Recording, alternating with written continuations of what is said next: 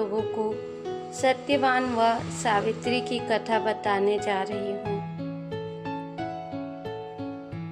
इस बारे में प्रचलित कथा के अनुसार भद्र देश के राजा अश्रुपति के घर अत्यंत रूपवान कन्या सावित्री का जन्म हुआ। योग्य वर न मिलने के कारण राजा अश्रुपति ने दुखी होकर सावित्री को स्वयं अपना वर तलाशने को भेजा। सावित्री तपोवन में भटकने लगी।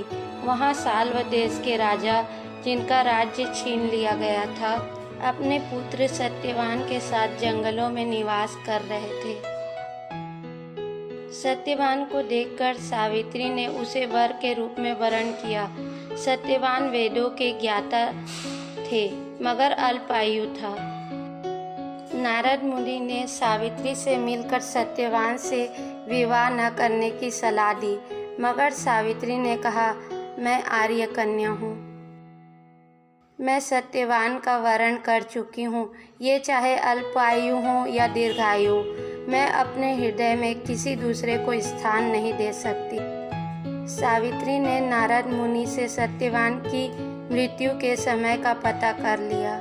नारद जी के बताए हुए समय से 3 दिन पूर्व ही सावित्री ने उपवास शुरू कर दिया। निश्चित दिन जब सत्यवान लकड़ी काटने जंगल के लिए चला तो सास ससुर से आज्ञा लेकर सावित्री भी उसके साथ चल पड़ी।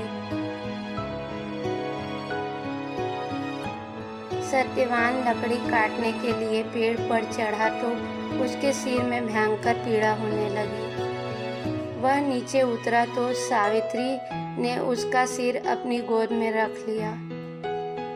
देखते ही देखते यमराज ने ब्रह्मा जी के विधान की रूपरेखा सावित्री के सामने प्रकट कर दी और सत्यवान के प्राणों को लेकर चल दिए।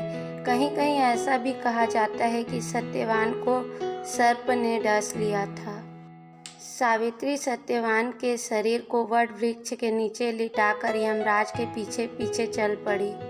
यमराज ने सावित्री को वापस लौट जाने को कहा तो सावित्री ने कहा, जहाँ पति वहीं पत्नी। यही धर्म है, यही मर्यादा है। सावित्री की धर्म निष्ठा से प्रसन्न होकर यमराज ने अपने पति के प्राणों के अतिरिक्त कोई अन्य वर मांगने को कहा तो सावित्री ने यमराज से सास ससुर की नेत्र ज्योति और दीर्घायु मांगी। यमराज ने तथास्तु कह दिया। इसके बाद भी सावित्री यमराज के पीछे चलती रही तो दोबारा यमराज ने उसे वापस लौट जाने को कहा तो सावित्री ने उत्तर दिया कि पति के बिना नारी जीवन की सार्थकता नहीं।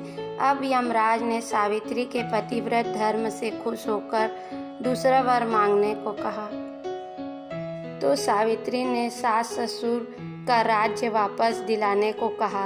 यमराज इस बात पर भी तथास्तु कहकर आगे बढ़ गए।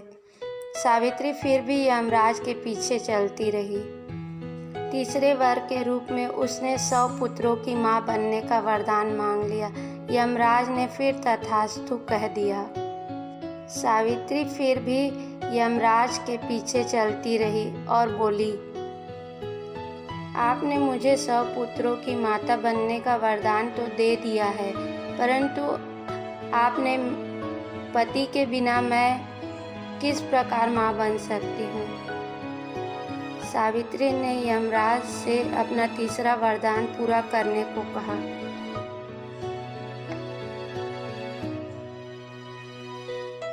सावित्री की धर्म निष्ठा, ज्ञान, विवेक तथा पति धर्म की बात जानकर यमराज ने सत्यवान के प्राणों को अपने पास से स्वतंत्र कर दिया। सावित्री सत्यवान के प्राणों को लेकर वट वृक्ष के नीचे पहुंची, जहां सत्यवान का मृत शरीर पड़ा था। सावित्री ने वट वृक्ष की परिक्रमा की। शास्त्रों के अनुसार वट वृक्ष में ब्रह्मा, विष्णु और महेश का निवास माना जाता है। परिक्रमा के उपरांत सावित्री ने देखा कि सत्यवान जीवित हो उठा है। साथ लेकर सास ससुर के पास पहुंची तो उन्हें नेत्र ज्योति प्राप्त हो गई तथा उसका राज्य उन्हें वापस मिल गया।